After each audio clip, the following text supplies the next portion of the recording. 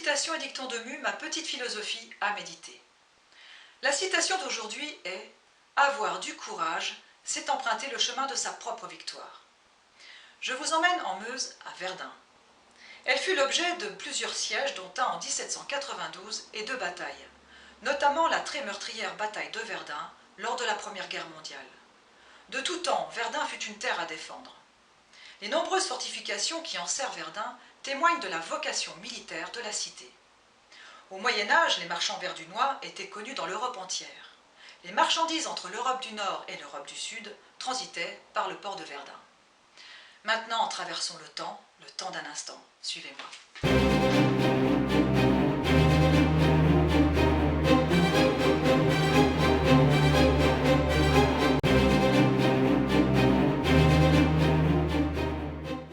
Le commandant Raynal, encore convalescent, suite à une nouvelle blessure à l'automne 1915 en Champagne, se porte volontaire pour servir à Verdun et prend le commandement du fort de Vaux le 24 mai 1916.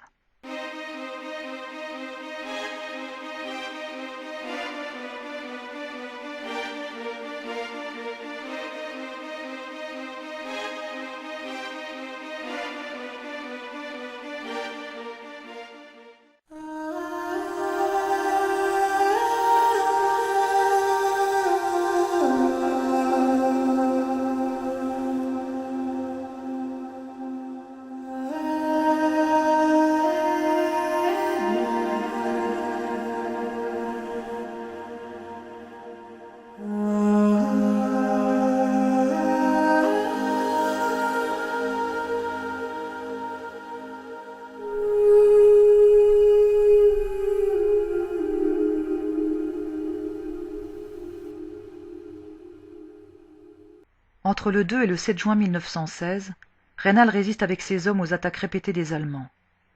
Isolé, il envoie le 4 juin à 11h30 son dernier pigeon voyageur, portant le matricule 787-15. Dénommé Vaillant, il est porteur du message suivant. « Nous tenons toujours, mais nous subissons une attaque par les gaz et les fumées très dangereuses. Il y a urgence à nous dégager. Faites-nous donner de suite communication optique par Souville, qui ne répond pas à nos appels. C'est mon dernier pigeon, Raynal. »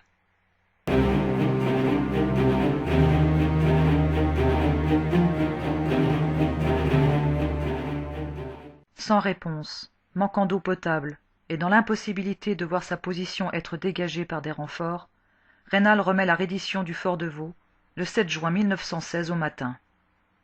Sa défense acharnée a tellement impressionné les Allemands que ceux-ci rendent les honneurs militaires à la garnison.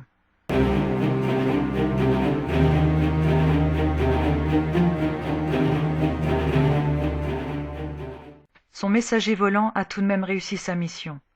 Gravement intoxiqué par les gaz de combat, le pigeon Vaillant arrive mourant au colombier de Verdun, mais vit encore quelques années. Il reçoit également le privilège d'être cité.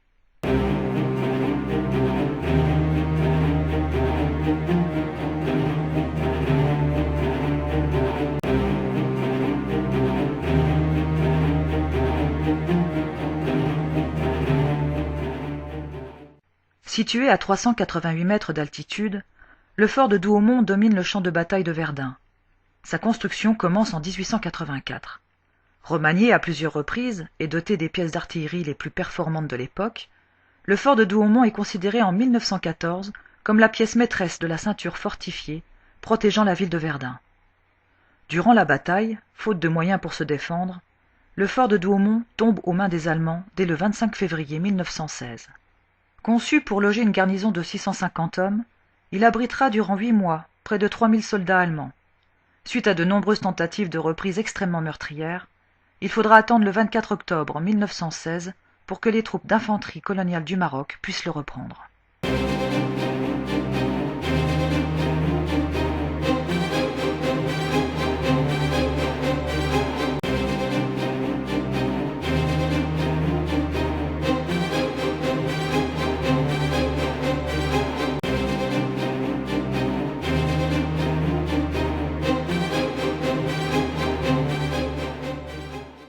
Le village de Fleury-devant-Douaumont fut le théâtre de combats particulièrement intenses. Il fut pris et repris 16 fois. Mais les Allemands n'iront pas plus loin. Ce village, qui fait aujourd'hui partie des 8 villages fantômes de France, qui ont un maire mais n'ont plus d'habitants, a représenté l'avance extrême de l'armée allemande devant Verdun.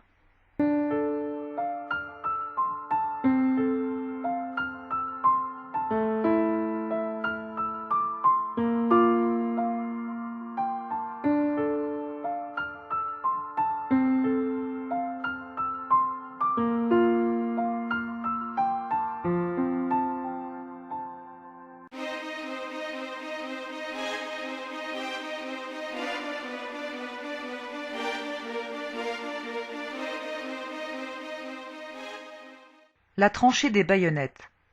Construit en 1919 grâce à un Américain, M. Rand, et inauguré en 1920, ce monument symbolise le sacrifice de tous les hommes morts, attendant un ordre, et qui n'ont pas de sépulture propre. Il s'agit du plus ancien monument du champ de bataille.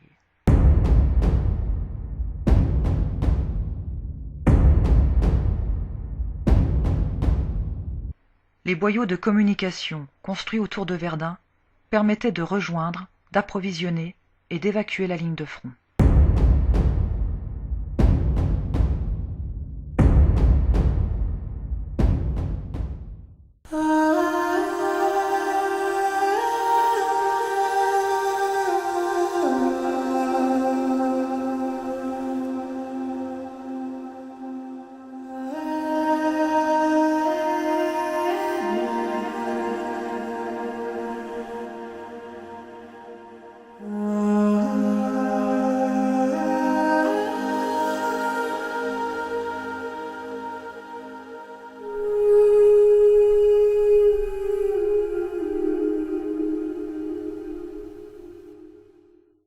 Le 15 décembre, la bataille de Verdun est finie. Le bilan pour la ville et pour la France est très lourd. Mais cette bataille fait entrer la ville dans le mythe. Elle devient le symbole au travers du monde, de la résistance et du courage, qui doit animer chaque humain défendant la liberté.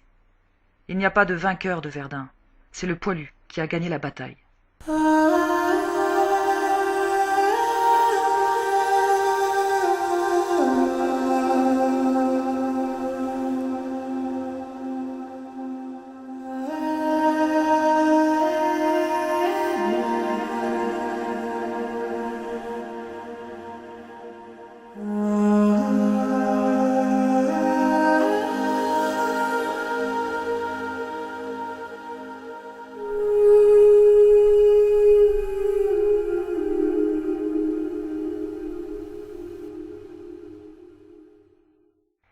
Verdun, au fil des années, a changé.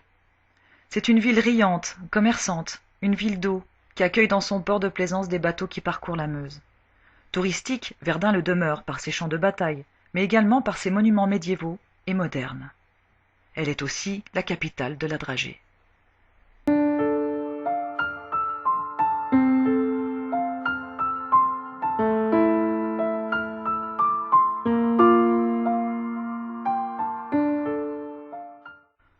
En se promenant dans les rues de Verdun, les propos tenus par Raymond Poincaré le 14 septembre 1916 ont une saveur particulière, celle d'une prédiction.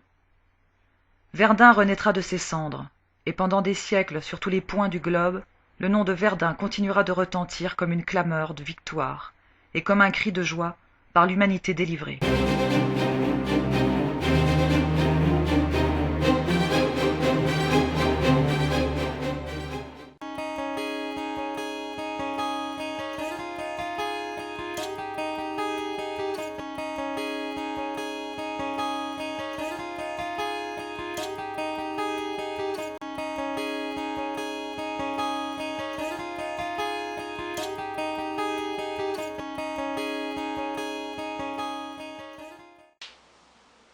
En 2016 sera célébré le centenaire de la bataille de Verdun.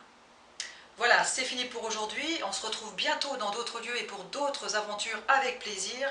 Je vous remercie de votre fidélité. En attendant, prenez soin de vous et n'oubliez pas, gardez le sourire. Bye bye.